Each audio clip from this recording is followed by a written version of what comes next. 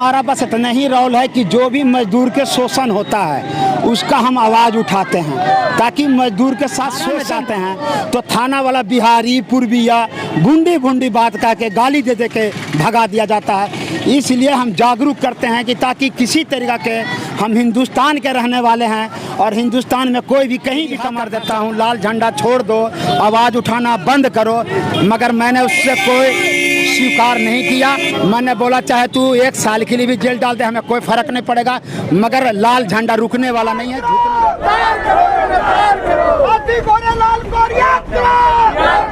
आप देख रहे हैं रोहतक के हिसार बाईपास के ऊपर ये सैकड़ों की संख्या में मजदूर अपने न्याय के लिए प्रदर्शन कर रहे हैं और प्रदर्शन करते हुए ये मांग कर रहे हैं कि यहाँ पे एक फैक्ट्री के मालिक के द्वारा महिला के साथ जो छेड़खानी की गई, उसकी इज्जत पे हाथ डालने की कोशिश की गई, उस मालिक को गिरफ्तार करने की बजाय न्याय के पक्ष में जो आवाज़ उठाई गई मजदूर नेता संजीव के द्वारा, उसी को गिरफ्तार कर लिया गया और जेल में डाल दिया गया।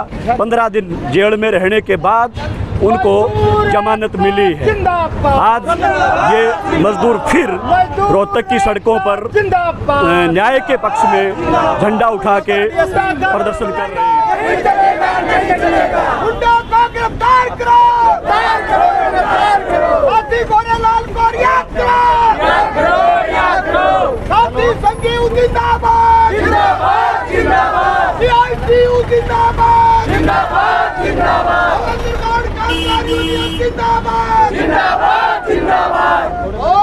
सम्मान के योग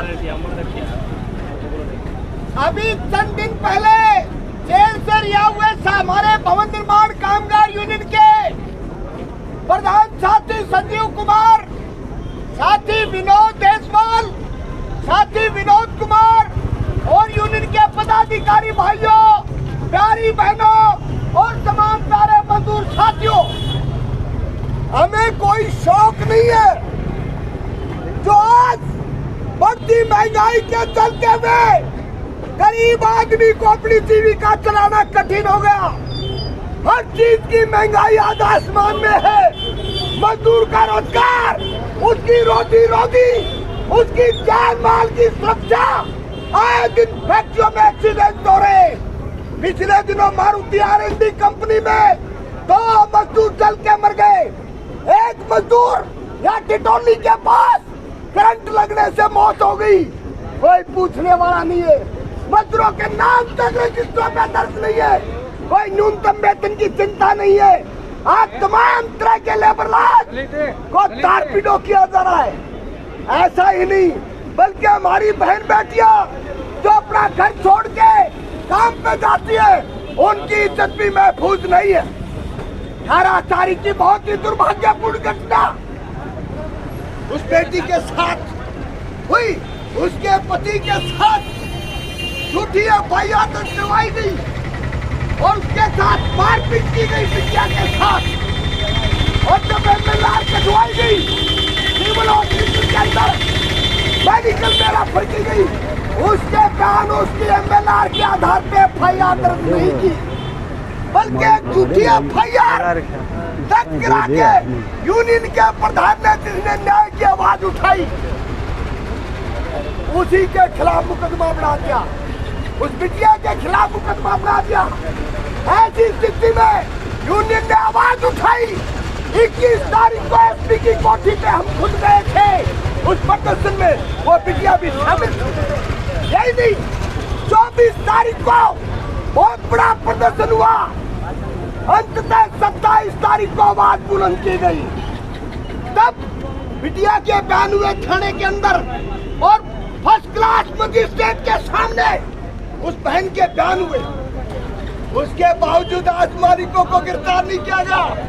आईजी से मिले, एसपी से मिले, यह आश्वासन दिया गया कि जो झूठी एफआईआर है उसकी तफ्तीश करेंगे हम, उसमें से धाराएं हटाई गई।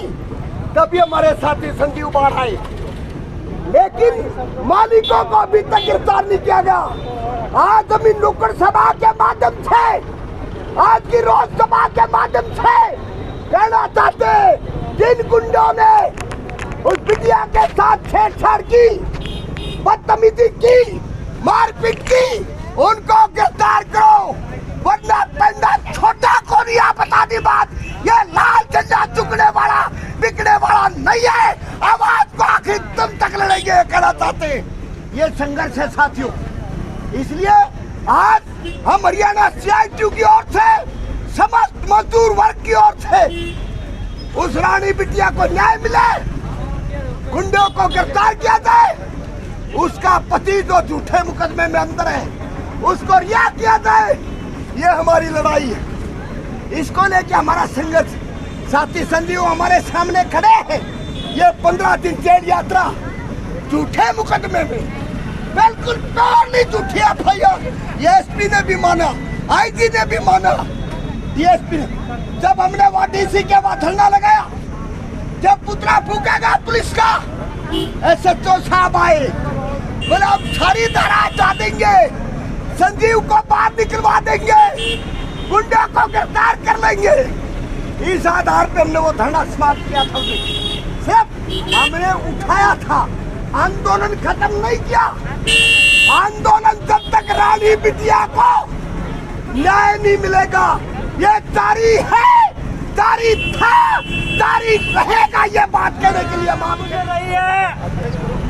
एक तो महंगाई से, दूसरा इन मालिकों की गुंडागर्दी से और प्रशासन की गुंडागर्दी से साफ तौर पर देखा जा रहा है, जो पीड़ित है, दुखी है, उसके खिलाफ सरकार और प्रशासन जल्दी कार्रवाई करता है, और जो राक्षस लोग बैठे हैं, जो दुर्व्यवहार करते हैं, उनके खिलाफ कार्रवाई नहीं कर रहा, उनके खिलाफ कोई FIR दर्ज नहीं कर रहा, उनके खिलाफ कोई भी कार्रवाई नहीं कर रहा।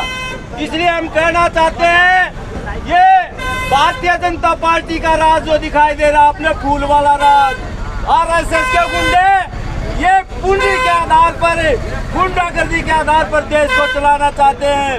ये संविधान को और कानून को छोड़कर अपनी मनमानी तरीके से, अपनी अय्याशी से लोगों को, गरीब आदमियों को रोंदना चाहते हैं। इसलिए हम दोबारा से फिर कहना चाहता हूँ, ये तो गुंडे बहन रानी को जो छेड़ने वाले, पीटने वाले लोग हैं, और जो पुलिस प्रशासन के लोग हैं, जिन्होंने बदतमीजी की है बहन जी के साथ, उन लोगों के साथ प्रशासन ने FIR दर्ज किया, लेकिन अब तक गिरफ्तारी नहीं हो रही। पुलिस का गुंडागर्दी नहीं चलेगा। हमारे साथ साथी संजीव जो मजदूर नेता हैं वो मौजूद है इस प्रदर्शन के अंदर, और हम उनसे बात करेंगे कि आज ये जो प्रदर्शन है किस सवाल को लेकर किया जा रहा है।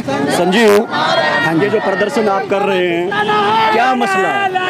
मसला ये है जी कि एक महिला के फैक्ट्री मालिक बहुत गुंडा तरह से पीट दिया है, जो कि CCTV कैमरा में ऑलरेडी कैद हो चुका है।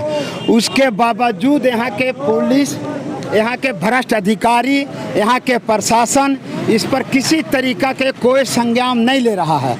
और जो निर्दोष आदमी है, जो आवाज़ उठा रहा था, उसी को उठा करके उल्टी जेल में डाल दिया, जो कि न तो लड़ाई में थे, न कहीं मैं और था। सिर्फ फ़ोन से मैंने रास्ता बताया था कि आप सिटी थाना जाने के बजाय, जब पुलिस नहीं सुन रहा है तो आपको ज़्यादा मार पिटाई कर रखा है, तो आप चले जाइए हॉस्पिटल में, सिविल हॉस्पिटल में भर्ती हो जाएगा, MR कटवाइएगा, पुलिस के अपने आप FIR लॉन्च करना पड़ेगा। ये इस मसले में 15 दिन आपको भी जेल जाना पड़ा, आप जमानत पे बाहर आए हैं, आपका क्या रोल है इस मामले के अंदर? हमारा बस इतना ही रोल है कि जो भी मजदूर के शोषण होता है उसका हम आवाज़ उठाते हैं, ताकि मजदूर के साथ शोषण न हो। इसी के लिए जानबूझ के इस तरीक़ा से हरकत करके पुलिस प्रशासन, यहाँ के अधिकारी, यहाँ के जो भी जिसका सरकार है, चाहे BJP के कहिए, RS के कहिए, चाहे वो भाजपा के कहिए, ये सब मिलके साजिश के तरह हमें फंसाया गया है। ये जो जिसको आप साजिश बता रहे हैं, और प्रशासन, पुलिस, वो लगातार खास करके आप लोगों के ऊपर ये आरोप लगाती आ रही है कि ये मज़दूरों को बरगलाते हैं, मज़दूरों को हर रोज़ सरकार के खिलाफ, पुलिस के खिलाफ भड़काते हैं, इन्होंने नाक में दम कर रखा है, ऐसे ऐसे शब्द भी इस्तेमाल पुलिस के द्वारा किए जा रहे हैं। तो आप क्या संदेश देना चाहते हैं यहाँ की पुलिस को और सरकार? संदेश यही देना चाहता हूँ, क्योंकि हमारे मजदूर के काम करवा के को दहाड़ी नहीं दिया जाता है, जिसका करीब 100 से ज़्यादा केस डीसी ऑफिस में ऑलरेडी लगा हुआ है। दूसरा, हमारा कई मजदूर भाई काम करते हुए गिर के मर गया।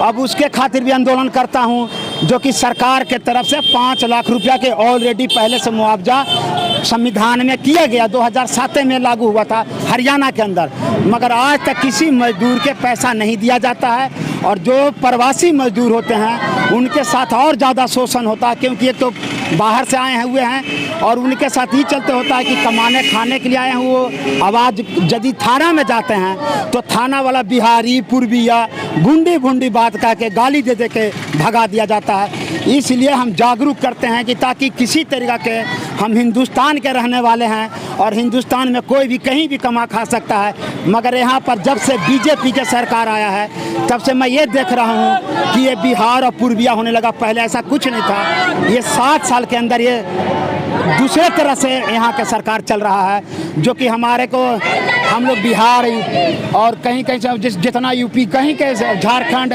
जो मजदूर यहाँ काम करने आते हैं ना, तो हमें दूसरे नज़रिए से भी देखा जाता है। हमारा माँ बहन के हमेशा गलत और तुच्छ नज़रिए से देखा जाता है। हालांकि इसमें सरकार का, हमारा बिहार सरकार का भी दोष है।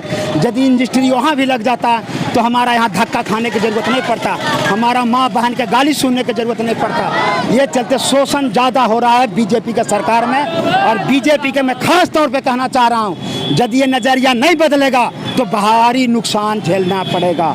आप अभी दोषी जो थे, जिनके खिलाफ महिला ने शिकायत की थी, उत्पीड़न की, शारीरिक